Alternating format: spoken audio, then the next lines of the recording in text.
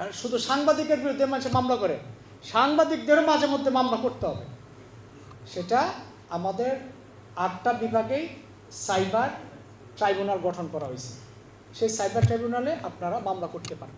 যদি দেখেন আপনাকে নিয়ে ফেক আইডি দিয়া বা কোনো কিছু দিয়ে আপনাকে সামাজিকভাবে হেয় প্রতিপন্ন করার চেষ্টা করতেছে বা এআই দিয়ে বানায় যদি চেষ্টা করে, তখন আপনারা ওইগুলোর স্ক্রিনশট নিয়ে আপনারা যোগাযোগ করে মামলা করে দেবেন। কারণ ওদেরকেও আতঙ্কে রাখতে হবে।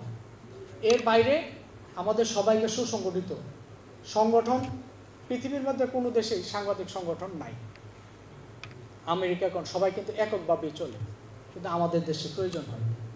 কারণ শয়তানের দলগুলো অনেক বড় হয়, একা থাকলেই তো মনে করেন সর্বনাশ, তারে পাইলে সাইজ করবে, হাই না ধরে বুঝবে।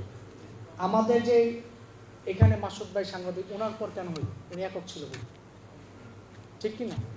যদি আমরা সবসময় সাংবাদিকরা চোখ কান খোলা রাখবেন, যখন যেখানে যাবেন 1-2 জন সাথে যাবেন, পরিবারে ইনফর্ম করবেন। আমাদের পরিবারগুলো কিন্তু আমাদেরকে নিয়ে সবসময় টেনশনে থাকে, কারণ আমাদের চতুর্মুখী মানে শত্রু, আমাদের ঘরের শত্রু, বাইরের শত্রু, সহযোদ্ধার শত্রু। আর শত্রু তো বুঝেনি, এটা ইসলামের প্রথম থেকে আছে। যারা মুসলমান, আরে ভাই 12 মাসের 1 মাস তো আমরা না খাই কাটাই, রোজার মাস কাটাই না? আমার পকেটে টাকা নাই বা আমি খাই নাই, একদিন না বুঝাইলে কি হয়? আমাদের নবীজি প্রতি সোমবার দিন রোজা রাখতো, রবিবার দিন রোজা রাখতো, সপ্তাহে।